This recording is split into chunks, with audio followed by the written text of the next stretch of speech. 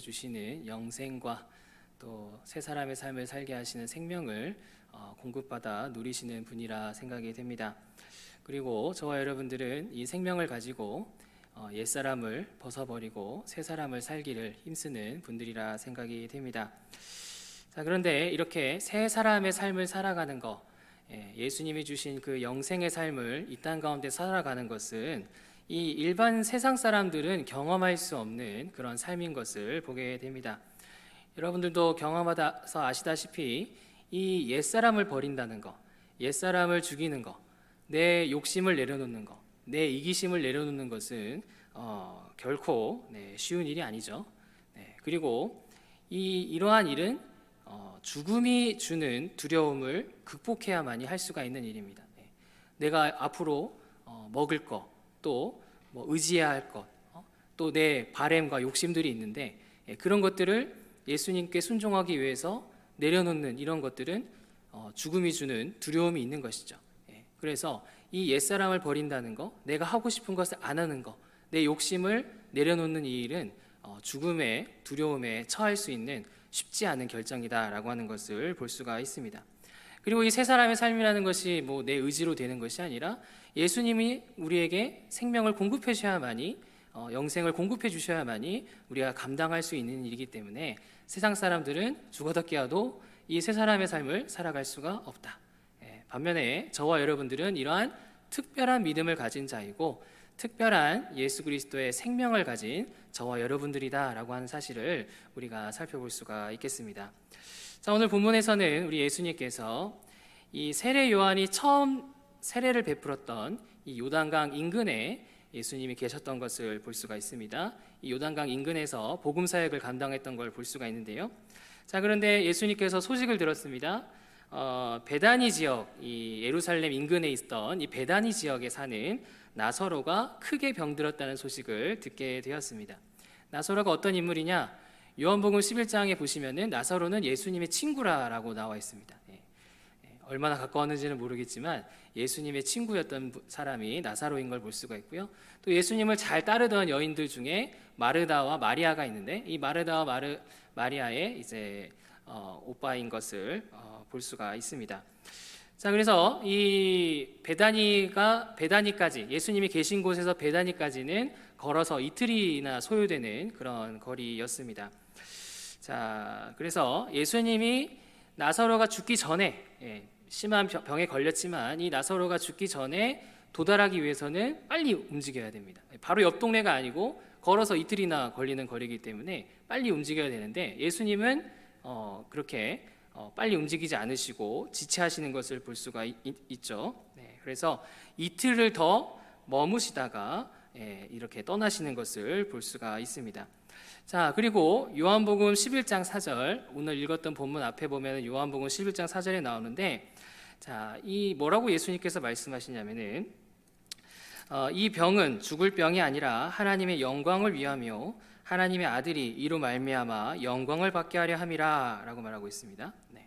그래서 우리 예수님께서는 이 나사로와 관련된 사건을 통해서 자신이 어떤 분인지를 또 이 주의 백성들에게 교훈하시기 위해서 이렇게 지체하셨던 예수님의 모습을 볼 수가 있는 것입니다. 자, 그러면 예수님께서 구체적으로 이 나사로 사건을 통해서 가르치고자 하신 것이 무엇이냐? 여러분들 요한복음 11장을 보시면 알겠지만 예수님께서는 이 주의 백성들이 예수님이란 분은 정말로 죽음을 이기시는 분이시고 예수님은 정말로 영생을 주시는 분이시다. 그냥 그렇다더라, 그냥 그런가 보다 이게 아니고 정말로 죽음을 이기시는 분이시고 정말로 영생을 주시기를 우리가 죽어서만 영생을 주시는 것이 아니라 지금 살아있는 상태에서도 영생을 주시는 분이시다라는 것을 이제 가르치시고자 증명하시고자 하시는 예수님의 모습을 볼 수가 있는 것입니다. 자, 그래서 왜 예수님께서는 죽음을 이기시는 분인 걸 가르치려고 하시고 왜 예수님은 이 영생을 주시는 분, 생명을 주시는 분이라는 것을 왜 가르치려고 하셨느냐? 이 요한복음 11장에 보시면은 이 마르다와 마리아가 예수님께서 내가 나사로를 살릴 것이다 라고 말을 했을 때 이 사실을 믿지를 못했습니다. 나사로가 죽음에 처하게 되니까 이 마르다와 마리아는 예수님께서 이 나사로를 다시 살린다고 하신 그 말씀에 대해서 믿지 못하고 그렇게 제대로 반응하지 못하는 이들의 모습을 볼 수가 있는 것입니다. 자, 그리고 이들은 이 나사로의 죽음에 대해서 절망하고 있는 걸 볼 수가 있죠.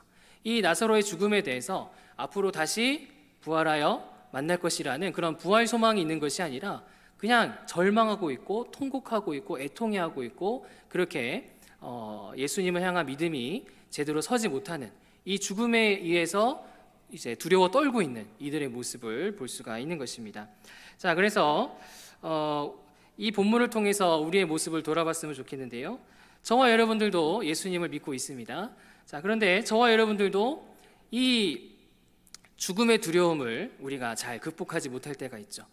우리가 예수님을 믿음으로써 예수님의 생명을 받은 자로서 새 사람을 살아야 되는데 이 죽음이 주는 두려움, 우리의 그런 먹을 거, 입을 거, 마실 거에 대한 두려움, 그런 여러 가지 건강에 대한 두려움, 여러 가지 두려움 때문에 예수님을 제대로 따르지 못하고 내 것들을 내려놓지 못하고 옛사람을 벗어버리지 못하고 죽지 못하고 그렇게 살아가는 우리의 모습이 있는 것을 볼 수가 있습니다.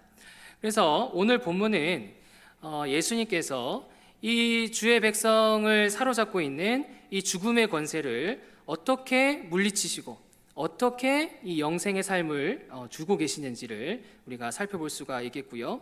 또 예수님께서는 이 죽음을 물리치시고 또 영생을 주는 이 과정이 결코 쉬운 과정이 아닌데 어떻게 이 일을 감당하실 수 있었는가 우리가 살펴봄으로써 우리에게 또한 교훈을 주는 말씀이라 할 수가 있겠습니다. 자, 그렇다면 우리 예수님께서 이 백성들의 죽음의 권세를 물리치시고 영생의 삶을 살게 하시기 위해서 오늘 본문에서 무슨 일을 하셨는가? 첫 번째로 말씀을 통해 예수님을 향한 믿음을 세워주시는 것을 볼 수가 있습니다. 말씀을 통해 예수님을 향한 믿음을 세워주신 것을 볼 수가 있습니다. 본문 17절 보시면요, 본문 17절에 예수님께서 이 나사로가 아프다는 소식을 듣고 이틀 지체하셨다가 이틀의 거리를 걸어서 도착을 했는데 나사로는 이미 죽은 지 나흘이나 된 상태였고요. 그래서 무덤에 안치가 된 상태인 것을 볼 수가 있습니다. 자, 그래서 이 나사로의 동생 이 마르다가 예수님께서 이제 자기 마을에 오신다는 소식을 듣고 집 밖으로 나가서 예수님을 맞이하는 걸 볼 수가 있는데요. 자, 이때 마르다가 뭐라고 얘기하냐면 21절에 마르다가 예수께 여짜오되 주께서 여기 계셨더라면 내 오라버니가 죽지 아니하였겠나이다 라고 말하고 있습니다. 네.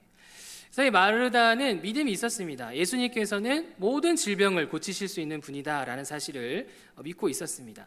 자, 그러나 이제 예수님께서 뭐라고 이제 말씀을 하시냐면은 23절, 24절에 예수께서 이르시되 내 오라비가 다시 살아나리라. 24절에 마르다가 이르되 마지막 날 부활 때에는 다시 살아날 줄을 내가 아나이다 라고 말하고 있습니다. 네.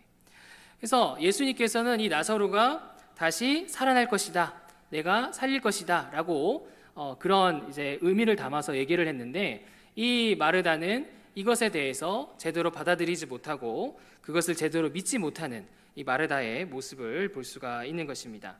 그래서 이 마르다는 예수님께서 살아있는 자라 하면 질병을 가진 모든 자들을 예수님은 고치실 수 있는 분이라고는 알고 있는데 믿고 있는데 죽은 자는 예수님이 어떻게 못한다. 죽은 자는 예수님이 어떻게 살리지 못할 것이다. 이렇게 어떻게 부활케 하지 못할 것이다 라는 그런 이제 생각을 마르다가 가졌던 것을 우리가 유추해 볼 수가 있는 것입니다. 자, 그래서 예수님께서 이 믿음이 약한 이 마르다에게 계속해서 말씀하시는 것을 오늘 본문을 통해 살펴볼 수가 있는데요. 자, 25절, 26절 보시면요. 25절, 26절에 예수께서 이르시되 나는 부활이요 생명이니 나를 믿는 자는 죽어도 살겠고 무릇 살아서 나를 믿는 자는 영원히 죽지 아니하리니 이것을 내가 믿느냐라고 말하고 있습니다. 네. 그래서 예수님께서는 마르다에게 말씀하시기를 나는 살아있는 자만 고치는 것이 아니라 믿는 자는 죽더라도 부활케 하시는 예수님이시고 또 믿는 자는 영원한 생명을 얻게 하시는 분이시다. 나는 부활이요 생명으로서 죽은 자를 못 살리는 것이 아니라 부활이요 생명으로서 믿는 자는 죽어도 다시 살리시는 분이시고 살아서 믿는 자는 영원히 죽지 않도록 영생을 주시는 분이시다라는 것을 이 마르다에게 가르쳐 주시는 것을 볼 수가 있는 것입니다. 자, 그러니까 이 마르다가 어떻게 반응합니까? 자, 27절에 주여 그러하외이다 주는 그리스도시요 세상에 오시는 하나님의 아들이신 줄 내가 믿나이다 라고 말하고 있습니다. 그전에는 이 마르다가 이 예수님의 이 죽음을 이기심과 또 이 생명 주심에 대해서 제대로 믿지 못하고 있었는데 이 말씀을 듣고 정신을 차리고 예수님을 향한 믿음이 좀 세워지는 것을 볼 수가 있습니다. 자, 그런데 이 마르다의 믿음이 또 떨어지는 걸 볼 수가 있습니다. 예수님께서 이 나사로를 살리기 위해서 이 나사로가 안치되어 있는 사흘간 이제 부패되어 있는 이 나사로의 무덤에 찾아가게 됩니다. 그리고는 이 사람들을 시켜서 그 무덤의 돌을 이제 밀어서 무덤을 개방하게 하시는 예수님의 말씀을 볼 수가 있는데 이때 이 마르다가 어떻게 반응을 합니까? 자, 보시면은 39절에 그 죽은 자의 누이 마르다가 이르되 주여 죽은 지가 나흘이 되었음에 벌써 냄새가 나나이다 라고 말하고 있습니다. 예수님께서는 분명히 나는 부활이요 생명이다 그리고 나는 이 나사로를 살릴 것이다 라고 말을 했고 또 이 마르다는 아까 말했던 27절에서는 내가 믿습니다 라고는 얘기했는데 막상 이 죽은 나사로 앞에 마르다와 예수님이 같이 가게 되니까 이 마르다가 죽음의 그 두려움, 죽음의 그 강력함 이런 것들에 눌리게 되면서 예수님 이 나사로는 이미 죽은 지 사흘이나 됐습니다. 냄새가 납니다. 못 살립니다. 이런 뉘앙스로 이 마르다가 이제 말을 했던 것을 볼 수가 있는 것입니다. 자, 그러니까 40절에서 예수님이 뭐라고 말씀합니까? 예수께서 이르시되 내 말을 내가 믿으면 하나님의 영광을 보리라 하지 아니하였느냐 하시니 라고 말하고 있습니다. 내가 나사로를 살린다고 분명히 말하지 않았느냐? 영광을 보인다고 말하지 않았느냐? 계속해서 믿으라.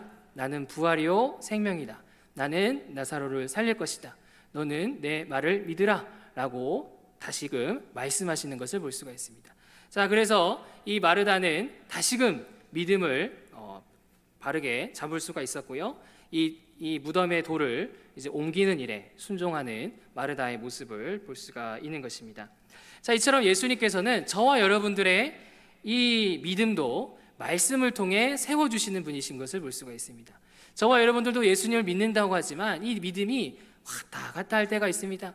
예수님을 믿는다고 하지만 여전히 옛사람에 사로잡혀 있는 것을 볼 수가 있고 죽음의 권세에 두려워할 때가 있고 근심하고 걱정할 때가 있고 예수님 말씀에 제대로 순종하지 못하는 그러한 부족한 우리의 믿음인 것을 볼 수가 있습니다. 그러나 예수님께서는 이러한 우리의 믿음을 말씀을 통해 세우시고 죽음의 권세를 물리쳐 주시는 생명을 주시는 우리 예수님의 일하심을 볼 수가 있습니다. 에베소서 4장 11절 12절 말씀에 보시면요, 그가 어떤 사람은 사도로, 어떤 사람은 선지자로, 어떤 사람은 복음 전하는 자로, 어떤 사람은 목사와 교사로 삼으셨으니 이는 성도를 온전하게 하여 봉사의 일을 하게 하며 그리스도의 몸을 세우려 하심이라. 우리 예수님께서는 교회에 말씀 사역자를 세워주시고 말씀을 선포하고 말씀을 듣게 하시고 읽게 하심으로써 성도를 온전하게 하시는 분이시다. 우리 예수님께서는 말씀 사역자를 통해 우리가 듣고 읽는 이 말씀을 통해 저와 여러분들의 그 흔들리는 믿음, 저와 여러분들의 왔다 갔다 하는 이 믿음을 잡아주시고 바르게 세워주시고 부활이요 생명이신 예수님을 믿을 수 있도록 믿음을 세워주시는 예수님의 일하심을 볼 수가 있는 것입니다. 구체적으로 히브리서 4장 12절 말씀해 보시면요, 하나님의 말씀은 살아있고 활력이 있어 좌우의 날선 어떤 검보다도 예리하여 혼과 영과 관절과 골수를 찔러 쪼개기까지 하며 우리의 마음과 생각과 뜻을 판단하다니 라고 말하고 있습니다. 저와 여러분들은 우리의 마음과 생각을 잘 분별하지 못할 때가 있습니다. 내가 지금 예수님 제대로 믿고 있는가? 내가 지금 생명의 삶을 살고 있는가? 잘 분별이 안 될 때가 있어요. 그냥 잘 하고 있나 보다 라고 우리가 착각을 할 때가 있습니다. 그러나 우리 예수님께서는 우리가 말씀을 듣고 읽을 때 우리가 바른 믿음인지 잘못된 믿음인지 하나님은 사랑하고 있는지 하나님을 떠나 있는지, 이웃을 사랑하고 있는지 떠나 있는지 분명하게 말씀하시고 가르치시고 분별하게 하시는 예수님의 일하심을 볼 수가 있는 것입니다. 자, 그리고 로마서 10장 17절 말씀해 보시면요, 그러므로 믿음은 들음에서 나며 들음은 그리스도의 말씀으로 말미암느니라 라고 말하고 있습니다. 이 믿음은 들음에서 나는데 무엇을 들음으로 믿음이 자랍니까? 그리스도의 말씀을 들을 때, 우리가 그리스도의 말씀을 들을 때 우리의 믿음이 세워질 수 있도록 우리 예수님께서 말씀을 통해 역사하신 것을 볼 수가 있는 것입니다. 이처럼 예수님께서는 지금도 저와 여러분들에게 말씀하여 주셔서 저와 여러분들의 이 흔들리는 믿음, 여전히 옛사람 가운데 사로잡혀 있는 죽음의 권세에 두려워 떨고 있는 그런 저와 여러분들의 그 믿음을 말씀을 통해 교정하여 주시고 다듬어 주시고 세워주시는, 그렇게 부활이요 생명이신 예수님을 믿게 하시고 그 생명을 누리게 하시는 그런 우리 예수님이시다라는 사실을 믿으시기 바랍니다. 저는 어릴 때부터 모태신앙이었습니다. 신앙생활을 어릴 때부터 했는데 제가 학생 시절에는 이 신앙생활을 세 사람의 삶을 제대로 살지 못했습니다. 왜냐하면 예수님을 믿는다고 하지만 제 마음을 예수님께 잘 드리지도 못했고요. 또 제 미래, 제 앞으로의 그런 직장이나 결혼이나 그런 모든 것들을 예수님께 제대로 맡기지 못했습니다. 그리고 하나님께서 싫어하는 그런 죄의 습관도 제 안에 있었기 때문에 계속 타협하고 있었기 때문에 이 세 사람의 삶을 제대로 살아내지 못하고 있었습니다. 그러다가 제가 제주 지역에서 이 제주 지역 출신의 KPN 선교사님을 통해서 증인학교를 하게 되었는데요. 이 증인학교에서 하는 프로그램은 별다른 게 없습니다. 뭐가 있을까요? 네, 말씀 듣는 일. 네. 4박 5일 동안 오전, 오후, 저녁 내내 예배를 드리면서 말씀을 또 강의를 통해서 계속 말씀을 듣고 또 계속 이제 기도하는 그런 시간이 있었습니다. 자, 근데 이렇게 4박 5일 동안 이 복음에 대한 이 말씀을 체계적으로 잘 배우고 공부를 하게 되면서 내가 얼마나 죄인인가. 그전에는 그냥 타협하고 그냥 적당히 해도 괜찮겠지라고 생각했는데 내가 얼마나 죄인인가라는 사실을 말씀을 통해 제가 깨닫게 되면서 회개하는 그런 일이 있었고요. 또 이 예수님이 주시는 이 생명에 대해서, 예수님이 주시는 그런 세 사람의 삶에 대해서 간절함을 가지게 되었습니다. 그전에는 별로 관심이 없었는데 그 예수님이 주시는 그 생명, 예수님이 주시는 그 세 사람의 삶, 영생의 삶, 그 죄를 이기고 또 그런 능력이 있는 그런 생명의 삶을 살기 원한다라는 간절함을 가지게 되면서 그렇게 기도하는 시간에 간절히 기도하게 되었습니다.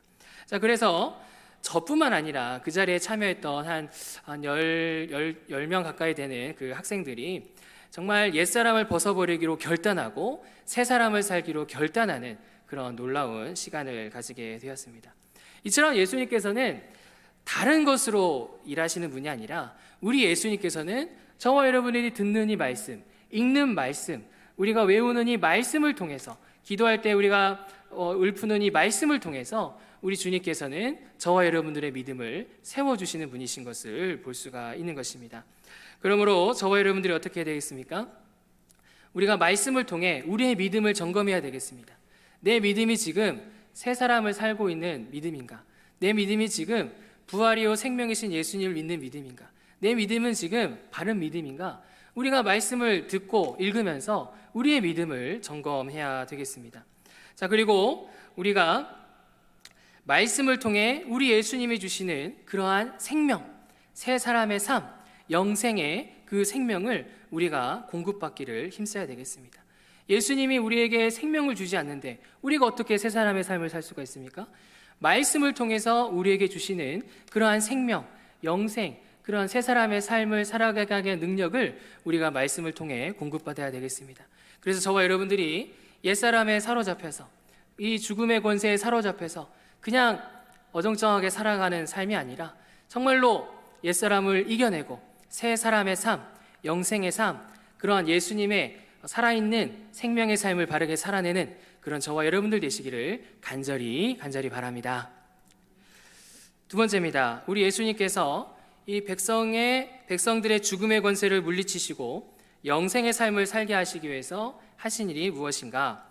두 번째로 예수님의 사역을 통해 주의 백성의 죽음의 권세를 이기시는 것을 볼 수가 있습니다.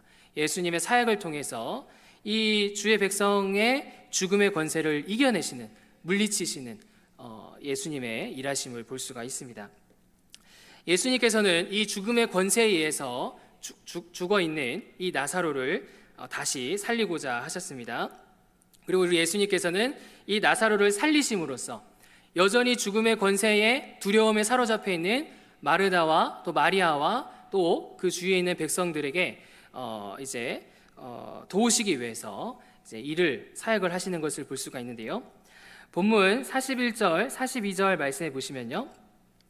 41절, 42절 말씀해 보시면 돌을 옮겨 놓으니 예수께서 눈을 들어 우러러 보시고 이르시되 아버지여 내 말을 들으신 것을 감사하나이다.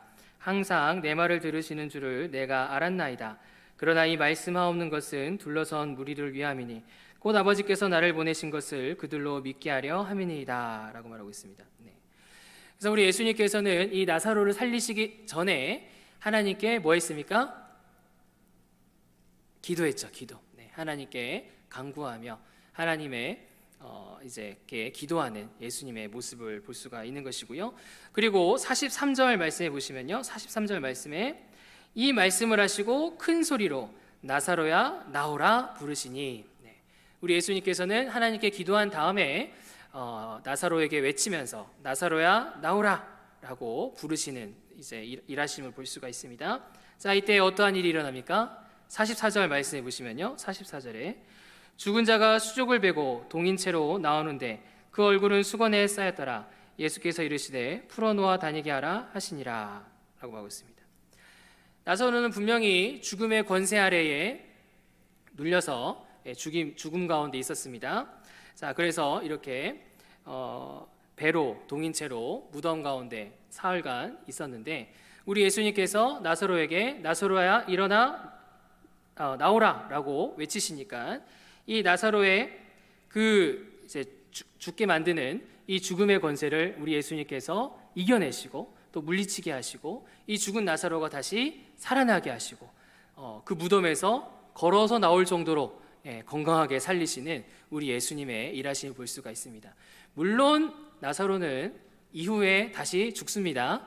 그냥 그때로 영원히 산 건 아닙니다. 육신을 영원히 가진 건 아니었습니다. 그러나 예수님께서는 이 사건을 통해서 이 죽음의 권세 가운데 눌려 있었던 나사로, 병들어서 죽은 이 나사로를 다시 살리시는 예수님의 일하심을 볼 수가 있는 것입니다. 자, 그리고 45절 보시면요. 45절에 마리아에게 와서 예수께서 하신 일을 본 많은 유대인이 그를 믿었으나 라고 말하고 있습니다. 그래서 예수님께서 정말로 이 죽은 나사로를 살리는 모습을 보면서 예수님은 정말로 부활이시구나. 예수님은 정말로 생명이시구나. 예수님은 그냥 말만 하시는 분이 아니시라 정말로 죽은 자를 살리시는 분이시고 정말로 영원히 죽지 않게 하시는 영생을 주시는 분이시구나 라는 사실을 마르다도 믿고 마리아도 믿고 그 주위에 있었던 유대인들도 믿게 되는 그러한 그들을 두렵게 하고 죽음의 권세로 눌리게 하는 그런 것들을 예수님께서 물리쳐 주시는 예수님의 일하심을 볼 수가 있는 것입니다. 이처럼 우리 예수님께서는 공생의 기간에 이러한 죽음의 권세를 물리치시는 일을 하셨는데요. 예수님께서는 더 나아가서 공생의 기간에 복음 사역뿐만 아니라 예수님의 십자가의 죽으심과 예수님의 부활하심과 예수님의 성령을 보내심을 통해서 저와 여러분들의 이 공격하는, 두렵게 하는, 누르는 그 죽음의 권세를 물리치시는 예수님의 일하심을 우리가 살펴볼 수가 있습니다. 히브리서 2장 14절 15절 말씀해 보시면요.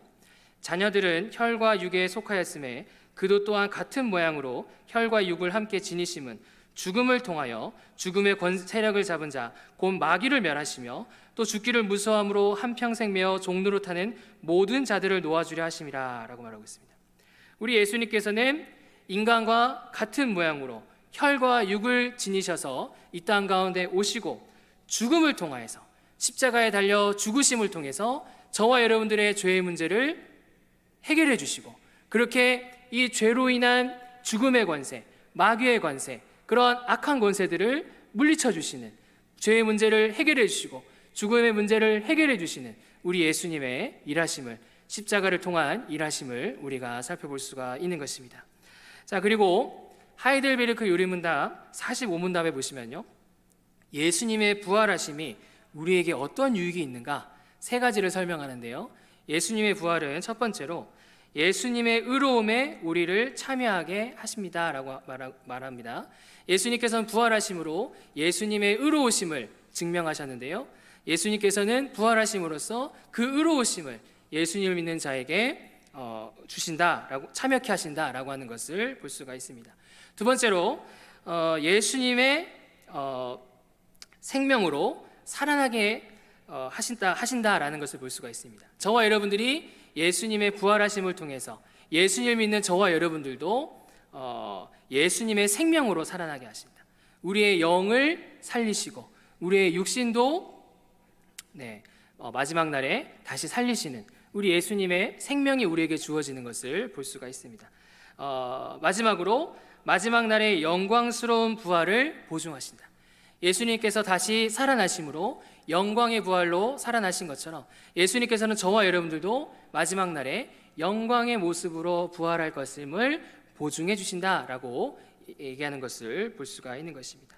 이처럼 우리 예수님께서는 부활하심으로써 저와 여러분들에게 의를 공급해 주시고 예수님의 생명을 공급해 주시고 예수님의 그 마지막 날에 영광스러운 부활을 보증해 주시는 우리 예수님의 일하심을 볼 수가 있습니다. 마지막으로 우리 예수님께서는 우리에게 성령님을 보내주셔서 우리가 생명의 삶을 살도록 도와주시는 것을 볼 수가 있는데요, 로마서 8장 2절 말씀에 보시면은 그리스도 예수 안에 있는 생명의 성령의 법이 죄와 사망의 법에서 너희를 해방하였음이라 라고 말하고 있습니다. 저와 여러분들은 죄를 가진 자로서 죄와 사망의 권세에 억눌릴 수밖에 없고 죄를 지을 수밖에 없고 지옥에 갈 수밖에 없는 그런 존재였습니다. 그러나 우리 예수 그리스도 안에 있는 생명의 성령의 법이 저와 여러분들을 도와주시고 저와 여러분들을 살리고 저와 여러분들이 하나님 말씀에 순종하도록 생명의 성령의 권세가, 능력이 저와 여러분들을 도와주기 때문에 저와 여러분들이 이 땅 가운데서 생명의 삶, 영생의 삶, 새 사람의 삶을 능히 살아갈 수 있도록 예수님께서 성령으로 일해 주시는 것을 볼 수가 있는 것입니다. 이처럼 우리 예수님께서는 십자가에 죽으시고 부활하시고 성령님을 보내주셔서 저와 여러분들의 죄 문제를 해결해 주시고 저와 여러분들이 진정으로 영생의 삶, 생명의 삶, 새 사람의 삶을 지금도 이 땅 가운데서 능히 살아나게 하시는 그러한 생명을 주시고 죽음의 권세를 이기시는, 물리치시는 그런 우리 예수님이시다라는 사실을 믿으시기 바랍니다. 이 자리에 계신 분들은 이 사형리 전도지에 대해서 아실 것입니다. 다들 해보셨나요? 사형리 전도지? 네, 연세 있으신 분들은 대부분 해보셨을 거라 생각이 되는데요, 이 사형리에서는 뭐라고 얘기하냐면은 예수님을 영접하면은 영접한 순간에 뭐라고 권면하냐면 날마다 기도하십시오, 날마다 성경을 읽으십시오, 날마다 하나님께 순종하십시오 라고 권면을 합니다. 곧 금방 믿었던 사람에게. 그리고 더 나아가서 작은 일도 하나님께 맡기십시오, 전도하십시오 라고 이제 권면을 합니다. 우리가 생각하기에 이제 예수님 믿었는데 좀 나중에 좀 배워서 좀 나중에 좀 몇 년 지나서 전도도 하고 그래야 될 것 같은데 왜 믿자마자 날마다 성경을 읽으십시오, 기도하십시오, 맡기십시오, 전도하십시오, 왜 이렇게 이 사형리가 얘기를 하고 있을까요? 자, 이 사형리에서는 뭐라고 얘기하냐면 예수님을 영접하게 되면은 5가지 변화가 일어난다는 것을 얘기하는데요, 첫 번째로 예수님을 영접하게 되면은 예수님이 그 사람 안에 거하십니다 라고 말합니다. 예수님을 영접하고 1년 뒤에 예수님이 거하시는 것이 아니라 예수님을 영접하고 특별한 훈련을 받아야 예수님이 오시는 것이 아니라 예수님을 영접하면 그 순간에 예수님이 우리 마음 가운데 계십니다. 두 번째로 모든 죄가 사함을 받게 됩니다.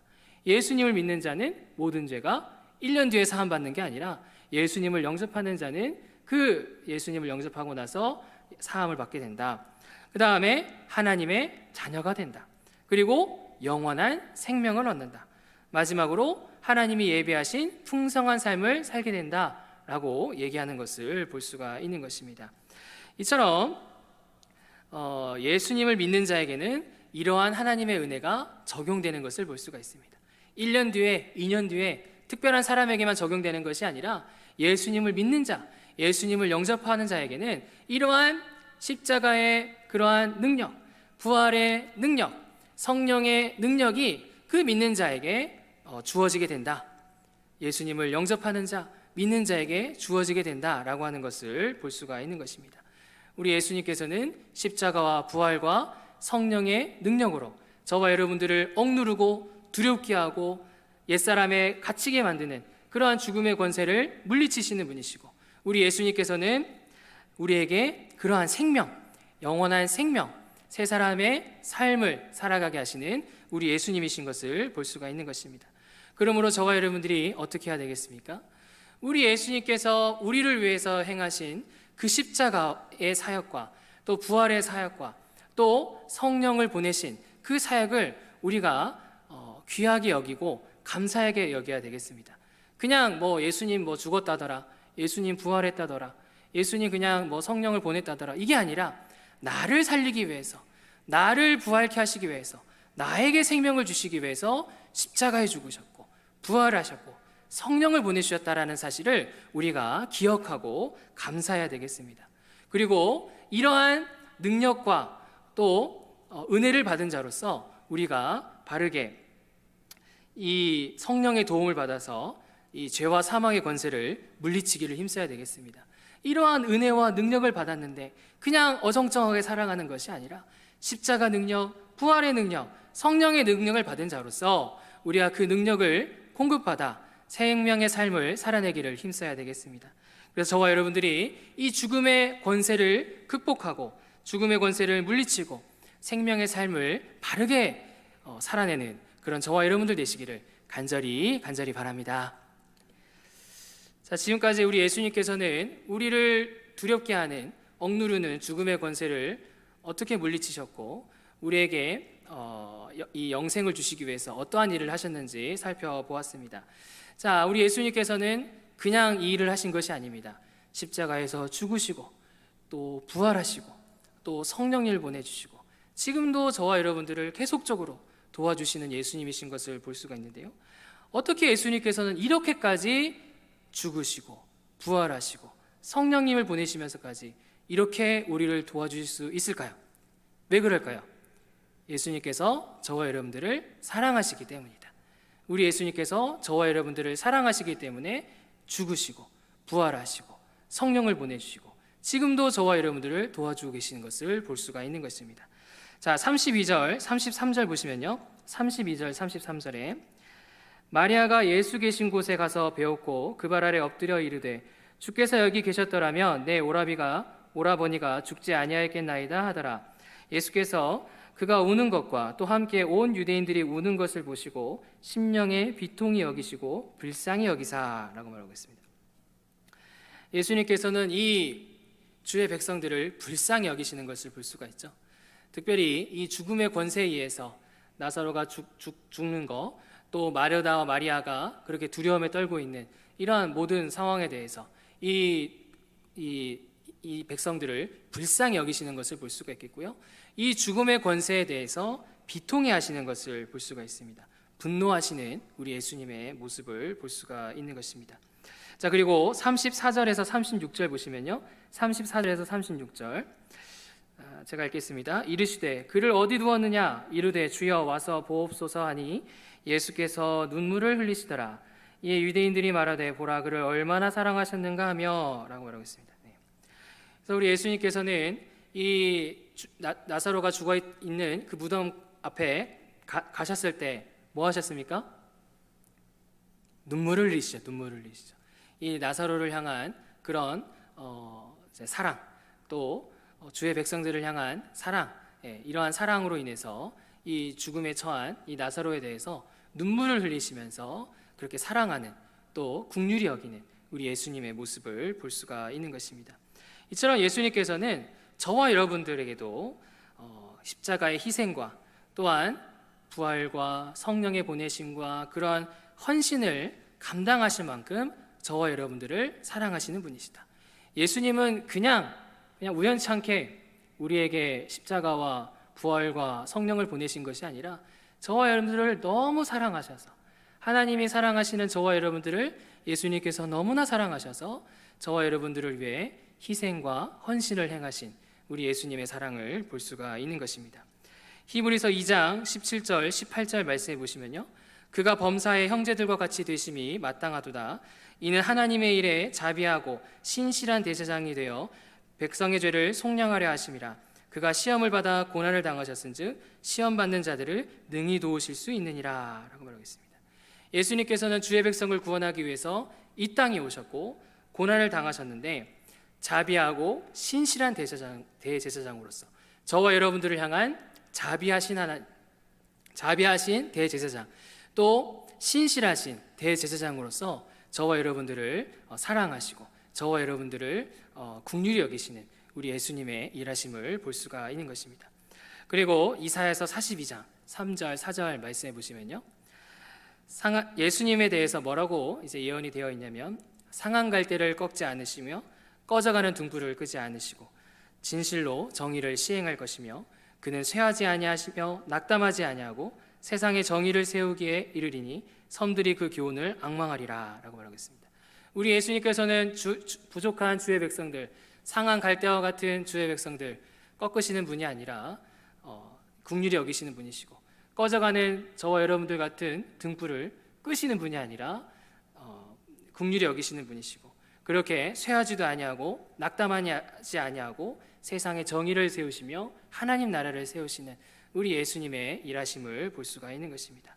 이처럼 우리 예수님께서는 저와 여러분들을 정말로 사랑하신다. 우리 예수님께서는 십자가에 죽으시고 부활하시고 성령님을 보내시면서까지 저와 여러분들을 사랑하셔서 죽음의 권세를 반드시 물리치시는 분이시고 부활과 생명을 반드시 저와 여러분들에게 베풀어 주시는 그런 예수님이시다라는 사실을 믿으시기 바랍니다. 김용만 씨 얘기를 좀 하려고 합니다. 우리 화야전도대 때 제가 얘기를 이미 했던 건데 다시 한번 들어보시기 바랍니다. 김용만 씨가 무늬만 그리스도인이었습니다. 어머니를 따라 어릴 때 신앙생활을 했지만 나이가 들면서 신앙생활을 하지 않았는데요.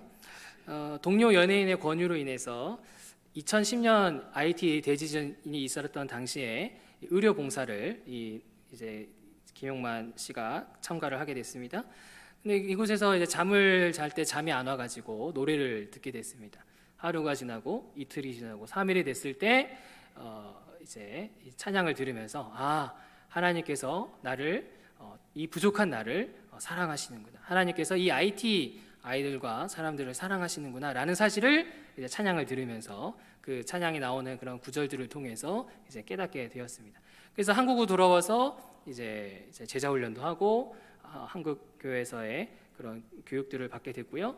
아내와 함께 이제 이스라엘에 가봐야겠다. 이제 예수님이 사역하셨던 이스라엘을 가보겠다 했는데 그 당시 김용만 씨는 일을 안 했던 상황이었고요. 그 비용이 약 700만 원 정도 들어간다고 하는데 수중에 돈이 없었다고 합니다. 근데 이제 김용만 씨가 하나님께 기도했습니다. 하나님, 제가 하나님을 더 알고 싶습니다. 지금 수중에 돈이 없습니다. 이 돈이 좀 어떻게 좀 해결될 수 있도록 도와주세요라고 기도를 했습니다. 자, 해결됐을까요? 안 됐을까요? 네, 우리 화야전도대 분들은 아시죠? 네, 해결이 됐어요. 정말 놀라운 방법으로 정확하게 딱 떨어졌죠. 김용만 씨가 이제 그 캐나다에 아들 그 공부 때문에 한 2달간 이제 잠깐 한국에서 떠나고 있었는데요. 그렇게 이제 2달간 떠난 것으로 인해서 건강보험공단에서 연락이 와가지고는 보험료를 돌려주겠다. 근데 그 보험료를 돌려주는 금액이 딱 700만 원. 김용만 씨가 700만 원 이거 해결해 달라고 기도했는데 딱 전혀 예상치 못하게 딱 들어오게 되면서 진짜 우리 하나님 대단한 분이구나. 우리 하나님 살아계신 분이구나. 어떻게 딱 떨어지게 전혀 예상치 못하게 이게 들어오지 하면서 이제 놀랍게 반응했던 김용만 씨의 모습을 이제 제가 간증을 통해서 듣게 되었습니다. 그래서 이 김용만 씨는 이거 외에도 여러 가지 무조건 기도 응답된 건 아닙니다. 기도 응답 안 된 것도 많았다고 합니다. 그럼에도 여러 가지 사건들을 통해서 하나님이 이 부족한 나를 사랑하시고 하나님이 부족한 나와 함께 하시는구나라는 사실을 김용만 씨가 느끼게 되었다고 합니다. 자, 하나님께서는 김용만 씨만 이렇게 사랑하실까요? 하나님께서는 저와 여러분들도 사랑하신다. 우리 하나님께서는 저와 여러분들을 정말 정말 사랑하시고 정말 정말 여러분들을 구원하시고 이 죽음의 권세를 물리치시고 생명의 삶을 살아가게 하기 위해서 십자가에 죽으시고 부활하시고 성령님을 보내주시는 우리 예수님이신 것을 볼 수가 있는 것입니다. 그러므로 저와 여러분들이 어떻게 해야 되겠습니까? 이 예수님의 한량없는 사랑을 우리가 다시 한번 돌아봐야 되겠습니다.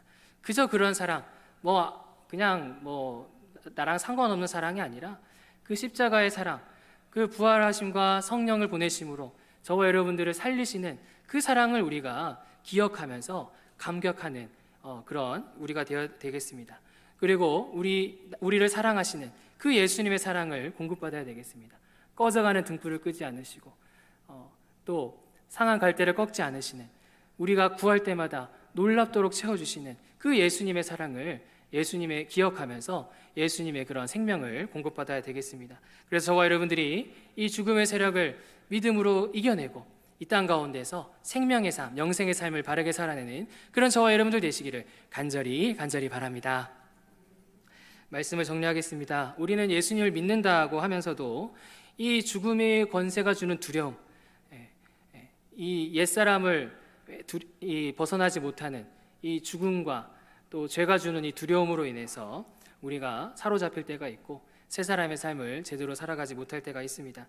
그러나 우리 예수님께서는 이런 저와 여러분들을 냅두시는 것이 아니라 말씀을 통해 저와 여러분들의 믿음을 세워주고 계시는 분이시다. 그리고 우리 예수님께서는 지금도 십자가와 부활과 성령의 보내심으로 말미암아 저와 여러분들을 온전히 죄 문제에서 해결해 주시고 온전히 생명을 주시고 영생의 삶을 지금도 살아갈 수 있도록 능력을 베풀어 주시는 우리 예수님이시다라는 걸 볼 수가 있습니다. 또 예수님께서는 부족한 우리를 포기하시는 분이 아니라 저와 여러분들을 사랑하시기를 죽기까지 사랑하시고 우리를 포기하지 않으시는, 그렇게 반드시 영생을 주시고 반드시 죽음의 권세를 물리치시는 예수님이신 것을 볼 수가 있습니다. 그러므로 저와 여러분들이 어떻게 해야 되겠습니까? 오늘 말씀을 기억하면서 예수님의 이 말씀과 예수님의 이 성령과 예수님의 이 사랑으로 우리 마음이 충만하기를 힘써야 되겠습니다. 다른 것으로 채우는 것이 아니라 오늘 말씀에 나와 있는 이 귀하고 귀한 예수님의 말씀과 또 성령과 예수님의 사랑으로 우리 마음에 채우기를 힘써야 되겠습니다. 그래서 저와 여러분들이 이 죽음의 권세를 물리치고 저와 여러분들이 옛사람에 사로잡히는 것이 아니라 죽음의 권세에 사로잡혀 있는 것이 아니라 영생의 삶, 생명의 삶, 새 사람의 삶을 힘있게 바르게 살아내는 그런 저와 여러분들 되시기를 간절히 바랍니다. 찬양하겠습니다. 그 사랑.